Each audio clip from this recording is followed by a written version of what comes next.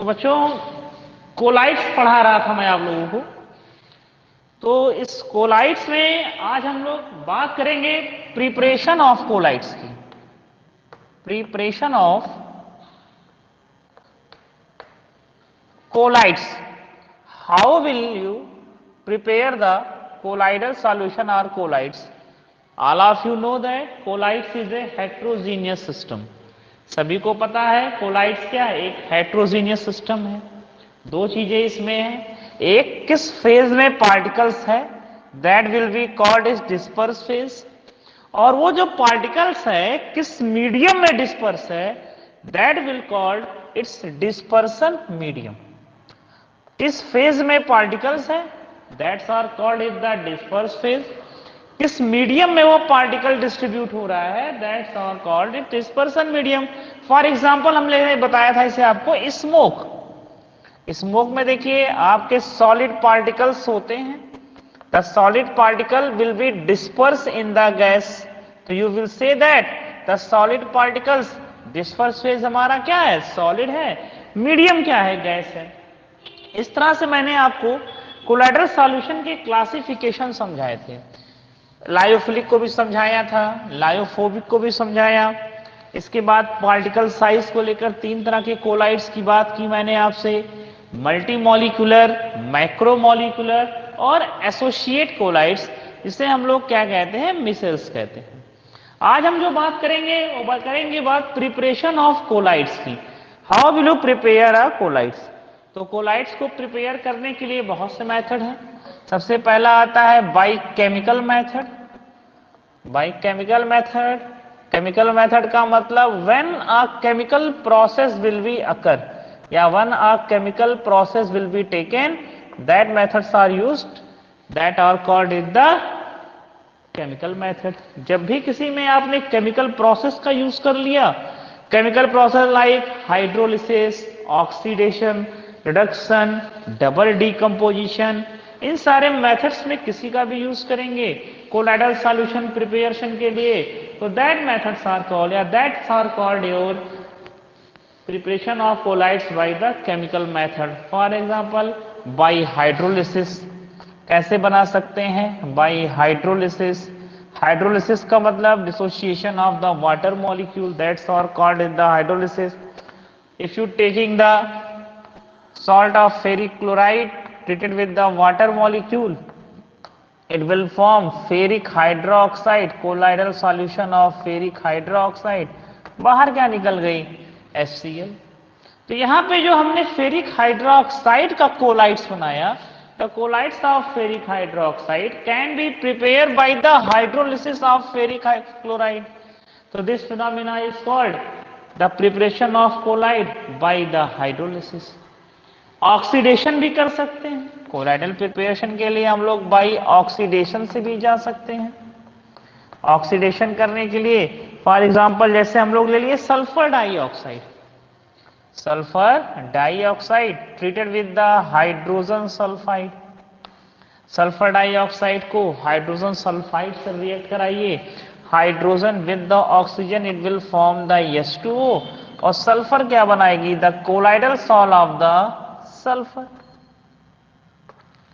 तो यहां पे जो sulphur dioxide, you will see that the sulphur dioxide in the hydrogen sulphide, the H2S will be oxidise in the sulphur. यहां पे hydrogen sulphide जो है वो सल्फर में क्या हो रहा है, ऑक्सीडाइज हो रहा है। तो इस फिनोमेना को हम लोग कह सकते हैं बाय द ऑक्सीडेशन। ऐसे ही आप बाय द रिडक्शन आप बना सकते हो कि आपने गोल्ड का ले लिया Auric chloride, you will take the solution of auric chloride। क्या किया आपने, आपने लिया, you will take auric chloride AuCl3 को ट्रीट कराया विद द फॉर्मेल्डिहाइड। ये बाद में आपकी रिड्यूस हो जाती है ऑरिक में, formation of gold sol. Gold sol के फॉर्मेशन के लिए आप इसका यूज करोगे, that phenomena are called is, इसी फिनोमेना को हम लोग क्या कहते हैं, the preparation of colloidal solution by the using the process of the reduction. इसके अलावा आप डबल डीकम्पोजिशन से भी जा सकते हैं, जहां दो दो डीकम्पोजिशन हो। For example arsenic oxide will treated with the hydrogen sulphide, it will form the colloidal solution of arsenic sulfide. तो there are a number of colloids, बहुत सारे colloids का प्रिपरेशन होता है by the chemical process. एक chemical process जैसे like oxidation, reduction, hydrolysis, double decomposition, etc. method are used for the preparation of colloids. This phenomena is called the preparation of colloids by using the chemical means. ये था chemical method से कैसे हम collides का preparation करेंगे. अगले method पे जाएं. कोलाइड्स के प्रिपरेशन के लिए सेकेंड मेथड हम बहुत जनरली यूज करते हैं, that will be electrical dispersion और breeding arc method. Electrical dispersion or breeding arc method. breeding arc method. इस मेथड में क्या करते हैं, ये इलेक्ट्रिकल डिस्पर्सन या ब्रीडिंग आर्क मेथड में हम लोग क्या करते हैं, इससे जो बनाए जाते हैं mainly by this method mainly metallic salt will be prepared. Metallic like gold, iron, platinum et cetera या सिल्वर, इन सबके सॉल्ट जो होते हैं कोलाइडल सॉल्यूशन जो है वो प्रिपेयर किए जाते हैं bye using the electrical dispersion और ब्रीडिंग आर्क मेथड. इस मेथड में क्या करते हैं, इसमें क्या करते हैं, मेटल्स का इलेक्ट्रोड्स लेते हैं और इलेक्ट्रोड्स के बीच में एक इलेक्ट्रिक आर्क उत्पन्न करते हैं, विद्युत चिंगारी देते हैं. इलेक्ट्रिक आर्क भाई इलेक्ट्रोडों के बीच में क्या करते हैं, बहुत ज्यादा आर्क, बहुत तेज विद्युत चिंगारी उत्पन्न कर दी, इलेक्ट्रिक आर्क दे दिए. आर्क देने के बाद क्या हुआ, इस यहाँ पे बहुत ही ज्यादा इंटेंस हीट प्रोड्यूस होती है. It will B produce the intense heat, बहुत ज्यादा हीट प्रोड्यूस होती है. जब हीट प्रोड्यूस हो गई तो इससे होगा क्या, the metal will be vaporise. ये मेटल्स क्या होते हैं, ये मेटल आपके वेपोराइज हो जाते हैं. और वेपोराइज होने के बाद ये जब फिर कंडेंस होते हैं, जैसे जैसे हीट कम हुई तो पहले तो वेपोराइज हो गए, अब वेपोराइज होने के बाद में क्या होते हैं, बाद में ये फिर कंडेंस होते हैं. और जब ये कंडेंस होंगे तो इनका जो पार्टिकल साइज होता है, particle size will be in A colloidal range. जो भी पार्टिकल साइज होता है वो कोलाइडल रेंज में होता है. कोलाइडल रेंज में पार्टिकल साइज होने के नाते ये जो बना सॉल्यूशन कहला बनता है, that will be called it the colloidal solution by electrical dispersion और ब्रीडिंग आर्क मेथड.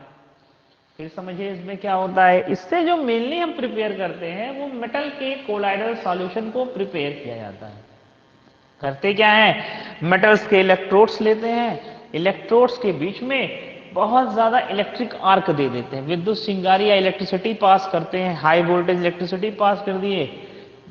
पास करने के बाद क्या, बहुत इंटेंस है, बहुत ज्यादा हीट प्रोड्यूस हुई जो क्या करती है, मेटल को वेपोराइज करती है. तो मेटल तो वेपोराइज हो गया, लेकिन जब हीट बाद में हीट कम हुई, मेटल के मॉलिक्यूल्स कंडेंस हुए, तो कंडेंस होने पर they will form the particle of colloidal size. तो मेटल्स के जो पार्टिकल फॉर्म होते हैं उनकी जो पार्टिकल्स होती है उनकी साइज कोलाइडल साइज की होती है, लगभग 1 नैनोमीटर से. Colloidal size means 1 nanometre to 1000 nanometre के बीच में होती है. तो that are called, this method is called the electrical dispersion और ब्रीडिंग आर्क मेथड. ये दूसरा मेथड जो जनरली हम लोग यूज करते हैं कोलाइड्स को प्रिपेयर करने के लिए. जो तीसरा मेथड जो सबसे ज्यादा यूज होता है for the preparation of collides, that will B peptization method. Very important method is peptization. Peptization method. Peptization method में क्या करते हैं, बहुत सिंपल सा मेथड है. पेप्टाइजेशन मेथड में क्या कहते हैं, एक freshly prepared, take a freshly prepared precipitate लेते हैं. Freshly prepared precipitate, prepared precipitate. और इस फ्रेशली प्रिपेयर्ड प्रेसिपिटेट में क्या करते हैं, हम लोग पास करते हैं, क्या पास करते हैं भाई, फ्रेशली प्रिपेयर्ड प्रेसिपिटेट था. प्रेसिपिटेट आप जानते हैं, प्रेसिपिटेट क्या होता है, अवक्षेप हिंदी में बोलते हैं. जैसे आप किसी चीज को क्या करिए, सॉल्यूशन है, सॉल्यूशन में सॉल्यूट और सॉल्वेंट है, तो सॉल्यूशन तो होमोजीनियस होता है, मगर अगर मान लिए बाई चांस हेट्रोजीनियस सॉल्यूशन है तो उसको जब आप फिल्टर करोगे, आप छानोगे, तो जो फिल्टर पेपर में बच जाएगा वही हमारा क्या कहलाएगा, प्रेसिपिटेट। जो डिसॉल्व नहीं है that will be called is the precipitate. तो कोई फ्रेशली प्रिपेयर्ड प्रेसिपिटेट था, उसमें क्या करते हैं हम लोग, इलेक्ट्रोलाइट्स पास करते हैं। When came in the contact with the electrolyte, तो जो प्रेसिपिटेट लेने पे जब इलेक्ट्रोलाइट पास करते हैं तो इलेक्ट्रोलाइट्स का जो कॉमन आयन होता है that will be absorb on the surface of the precipitate. As a result a colloidal solution will be form. Colloidal solution will be form, कहने का मतलब कोई फ्रेशली प्रिपेयर्ड प्रेसिपिटेट था, उसमें क्या करते हैं, उसमें हम लोग एक इलेक्ट्रोलाइट्स मिलाते हैं। इलेक्ट्रोलाइट मिलाने के बाद क्या हो जाए, कोलाइडल सॉल्यूशन का फॉर्मेशन हो जाए। Formation of colloidal solution by the addition of electrolyte in the freshly prepared precipitate. तो this phenomena is called in the peptization, या शॉर्ट में कह सकते हैं conversion of a freshly prepared precipitate, conversion of a freshly prepared precipitate into the colloidal solution by using an electrolyte.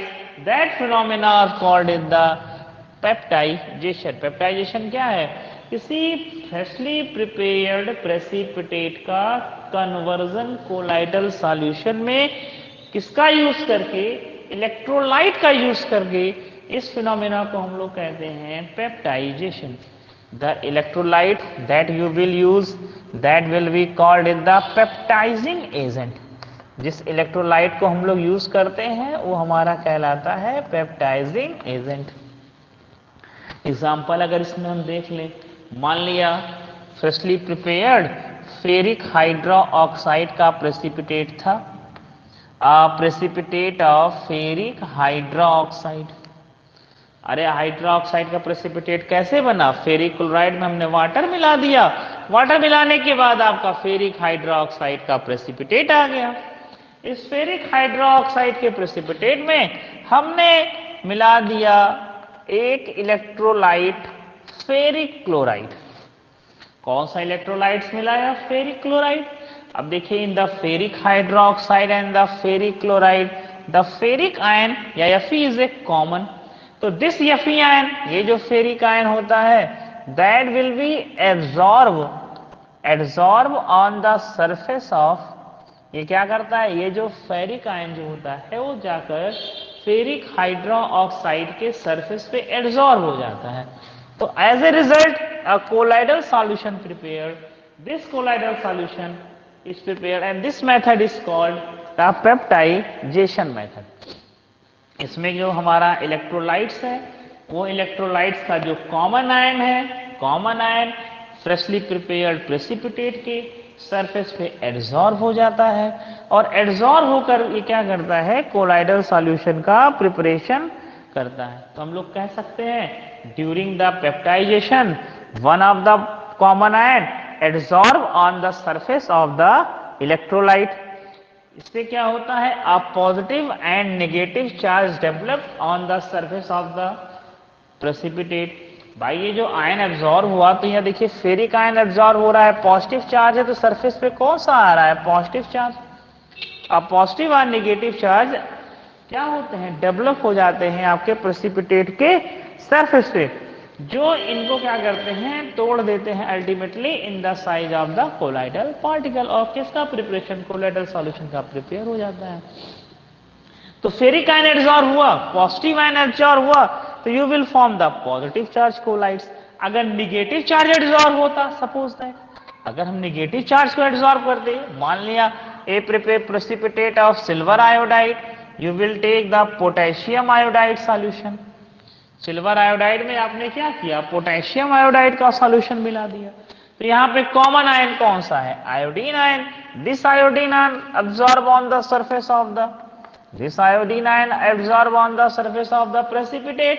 अब iodine ion पे negative charge है, तो as a result इस कंडीशन में the colloidal solution is prepared that are called the negative charge colloids. तो colloidal solution भी दो types के बने, एक हो गया पॉजिटिव चार्ज कोलाइड्स और दूसरा हो गया नेगेटिव। एक आप क्लासिफिकेशन आप यहां भी बता सकते हो on the basis of the nature of charge. Nature of charge के बिहाफ पे आपके जो कोलाइडल सॉल्यूशन होते हैं वो दो टाइप के होते हैं, that will be the positive charge colloids and other is the negative charge colloids. ठीक है, कोई दिक्कत बताइएगा। तो प्रिपरेशन करने के तीन method, first of all by using the chemical method. Chemical method में by the oxidation, by the reduction, by the double decomposition, by the hydrolysis. Second method आया बाय द इलेक्ट्रिकल डिस्पर्शन और breeding arc method. इस Bredig arc में जाएंगे तो आपने क्या किया, ब्रीडिंग आर्क मेथड में मेटल्स के कोलाइडल सॉल्ट्स प्रिपेयर किए by passing the intense heat. तीसरा आपने कैसे बनाया, by the using the electrolytes, a freshly prepared precipitate came in the contact with the electrolytes, a colloidal solution will be prepared. This phenomena are called the peptidization, and the electrolytes that you are used for the preparation of this type of colloids are called the peptizing agent. So this is the methods for the preparation of the colloidal solution.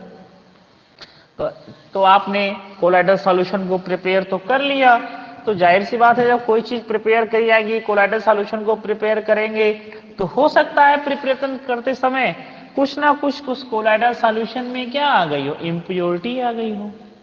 तो अगर किसी colloidal solution में impurity आ गई तो impurity क्या करती है, किसी की सब्सटेंस की रिएक्टिविटी को कम कर देती है। जैसे आप पढ़ने वाले बच्चे हैं, अगर आपके साथ पढ़ने वाले बच्चे के साथ कोई घुमक्कड़ बच्चा लग जाए तो क्या करेगा, उसकी पढ़ाई की रिएक्टिविटी को क्या कर देगा, कम कर देगा। ऐसे वो पढ़ने बैठेगा, ओहो कहाँ पढ़ रहे, चलो घूम आते हैं थोड़ा सा, तो वहां पे क्या किया, जैसे इम्प्योरिटी आएगी रिएक्टिविटी को क्या करेगी, कम कर देगी। तो ऐसी कंडीशन में क्या करना पड़ेगा, इम्प्योरिटी को हटाना जरूरी है कि नहीं, बताइए।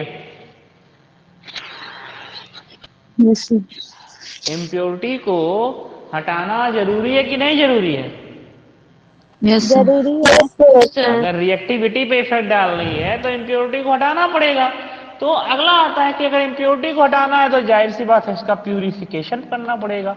तो नेक्स्ट आता है topic purification of colloidal solution. Purification of colloidal solution. अगर हम प्यूरिफिकेशन की बात करें, प्यूरिफिकेशन ऑफ कोलाइड कैसे प्यूरिफाई करेंगे, तो प्यूरिफिकेशन ऑफ कोलाइडल सॉल्यूशन में अगर आपसे पूछे what is the purification of colloidal solution तो क्या करेंगे, आप क्या बताएंगे, the process use for the reducing of impurities to the requisite minimum the known as the purification of colloid. किसी भी कोलाइडल सॉल्यूशन को इम्प्योरिटी को रिमूव करना क्या कहलाता है, प्यूरिफिकेशन ऑफ कोलाइड कहलाता है। सबसे पहला जो मेथड यहाँ पे यूज होता है दैट विल बी डायलाइजर। सबसे पहला जो आता है example that will be the dialysis. Dialysis क्या होती है, लगभग आप सभी लोग डायलिसिस के बारे में सुने भी होंगे। देखते हैं व्यक्ति का जब किडनी फंक्शन करना कम कर देता है तो बॉडी के शरीर से बाद व्यक्ति के शरीर में इम्प्योरिटीज आने लगती है, तो लोग कहते हैं जा रहे हैं कि डायलिसिस कराने ब्लड की डायलिसिस कराते हैं। तो डायलिसिस कराना क्यों आवश्यक होता है, ताकि जब हमारे नहीं कराएंगे तो बॉडी में इम्प्योरिटीज जिनको हमारे शरीर से बाहर जाना चाहिए, जो टॉक्सिक मटेरियल्स हमारी बॉडी से रिमूव होने चाहिए वो रिमूव हो नहीं पा रहे हैं। तो इसको उनको रिमूव करने के लिए क्या कराना पड़ता है, पेशेंट की डायलिसिस करानी पड़ती है। तो डायलिसिस वही है, यहाँ पे डायलिसिस में क्या कहता है, जो नॉर्मल फिल्टर पेपर होता है या पार्चमेंट पेपर होता है या जो गॉल ब्लैडर होता है या नॉर्मल फिल्टर पेपर या पार्चमेंट पेपर, ये क्या करता है, it will be allowed to pass जो भी पार्टिकल्स हैं, चाहे कोलाइडल पार्टिकल्स को भी क्या कर देता है, अलाउ कर देता है पास होने के लिए। भैया आप हो जाओ, आपको पास हो गए, क्योंकि पास में पोर्स बड़े रहते हैं, सारे के सारे क्या होते रहते हैं, पास होते रहते हैं। तो जब नॉर्मली ये पास हो जाएंगे तो जाहिर सी बात है आपका कोलाइडल पार्टिकल रुक नहीं रहा है, इसको दूर करने के लिए क्या करते हैं, एक बैग का यूज करते हैं। That bag use for the removing the impurities that are called in the dialyser. तो डायलाइजर क्या करता है, जो डायलाइजर होता है उसमें एक पेपर लगा होता है, एक मेम्ब्रेन लगी होती है जो only does not allow to pass the colloidal particle, जो कोलाइडल पार्टिकल्स को पास नहीं होने देती। केवल क्या होते हैं, सॉल्वेंट मॉलिक्यूल्स कह सकते हैं, या मीडियम के मॉलिक्यूल्स या मीडियम के पार्टिकल्स क्या होते हैं, पास हो जाते हैं, कोलाइडल पार्टिकल पास नहीं हो पाता, जिससे वो आपका सॉल्यूशन से क्या हो गया, दूर हो गया, और इम्प्योरिटी आपकी क्या हो जाएगी, रिमूव हो जाएगी। तो ऐसे भी आप कह सकते हो कि ये जो allow only to pass the impurities, या इम्प्योरिटी जाओ तुम बाहर निकल जाओ, कोलाइडल पार्टिकल और इम्प्योरिटी को क्या करे, डिफरेंशिएट कर दे, बाहर कर दे। तो ये मेथड क्या कहलाता है, डायलिसिस, या जो अपरेटस यूज करते हैं डायलिसिस के लिए, दैट आर कॉल्ड डायलाइजर। कभी कभी होता क्या है, डायलिसिस का प्रोसेस बहुत स्लो होता है, नॉर्मल तौर पे बहुत स्लो हो रहा है, तो इसी डायलिसिस के प्रोसेस में जहां पे हम इलेक्ट्रिकल मींस का यूज कर दिए, by using the electrical means to increase the process of dialysis, dialysis को बढ़ाने के लिए जहां पे इलेक्ट्रिकल मींस का यूज किए, that will be called in the electrical dialysis. जहां इलेक्ट्रिकल फील्ड अप्लाई करेंगे तो जो अपोजिट चार्ज आयंस होते हैं, ऐसा भी मैंने बताया कि कोलाइडल पार्टिकल्स क्या होते हैं, पॉजिटिव और निगेटिव चार्ज होते हैं। तो इम्प्योरिटीज में जो पॉजिटिव और निगेटिव आयंस होंगे वो क्या करेंगे, पॉजिटिव और निगेटिव चार्ज की ओर जल्दी से फास्टली क्या कर जाएंगे, माइग्रेट कर जाएंगे, इम्प्योरिटी दूर हो जाएगी। तो डायलिसिस और इलेक्ट्रिकल डायलिसिस दोनों, इलेक्ट्रोडायलिसिस दोनों लगभग एक जैसा है, ये थोड़ा स्लो होगा, ये थोड़ा फास्ट होगा। यहाँ रेट को बढ़ाने के लिए क्या करते हैं, यहाँ पे आपके रेट को बढ़ाने के लिए कह सकते हैं, स्पीड को बढ़ाने के लिए इलेक्ट्रिकल फील्ड अप्लाई करते हैं। इलेक्ट्रिकल फील्ड अप्लाई करने पे जो निगेटिव और पॉजिटिव कोलाइड्स हैं, वो इम्प्योरिटी भी पॉजिटिव और निगेटिव इम्प्योरिटीज को भी क्या करते हैं, अपनी तरफ खींच लेते हैं, या कह सकते हैं जहां ions of impurities that will be migrate towards the opposite charge colloids, impurity आपकी रिमूव होती है।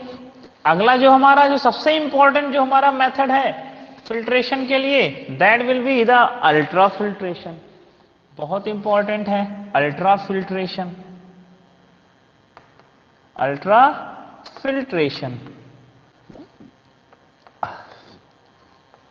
जितने भी बायोलॉजी के बच्चे होंगे, जितने भी बायोलॉजी के बच्चे होंगे वो सब अल्ट्रा फिल्ट्रेशन के बारे में जानते होंगे, क्योंकि अगर उन्होंने एक्सक्रेटरी सिस्टम पढ़ा होगा तो एक्सक्रेटरी सिस्टम में उन्होंने किडनी पढ़ी होगी, और किडनी के फंक्शन में ultra filtration of the kidney bye kidney, मतलब किडनी में अगर आप लोगों ने पढ़ा है तो किडनी के द्वारा ही अल्ट्रा फिल्ट्रेशन का प्रोसेस होता है, ये आप लोगों ने पढ़ा होगा, पढ़ा है कि नहीं, अगर एक्सक्रेटरी सिस्टम पढ़ा है बताइए।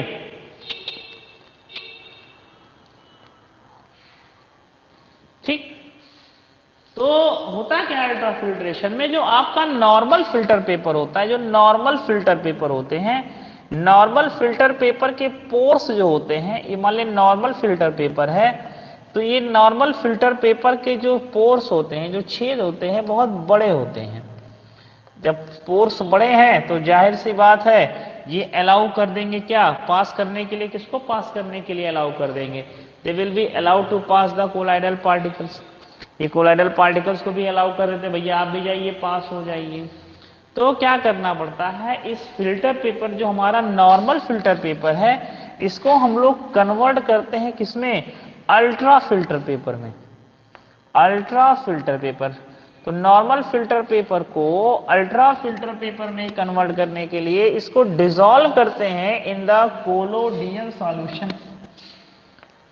To convert the normal filter paper into the ultra filter paper, dissolve the normal filter paper in the collodion solution.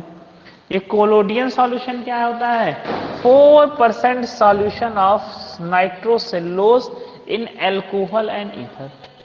नाइट्रोसेल्लोज का 4% सॉल्यूशन जो किसमें हो, एल्कोहल और ईथर में हो, that will be called is the collodion solution.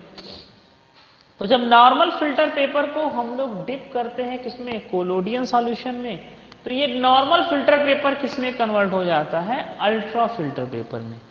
This normal filter paper will form the ultra filter paper. और ये जो अल्ट्रा फिल्टर पेपर है ये क्या करता है, दिस नॉट अलाउ टू पास, ये जो है अल्ट्रा फिल्टर पेपर ये क्या करता है, ये अलाउ नहीं करता किसको पास होने के लिए, ये नहीं पास होने देता किसको, कोलाइडल पार्टिकल्स को या इम्प्योरिटीज को। कोलाइडल पार्टिकल जब पास नहीं होने देगा तो इम्प्योरिटी पास होकर बाहर निकल गई, कोलाइडल पार्टिकल पास ही नहीं हो पाए, जिससे ये दोनों आपस में क्या हो जाते हैं, सेपरेट हो जाते हैं।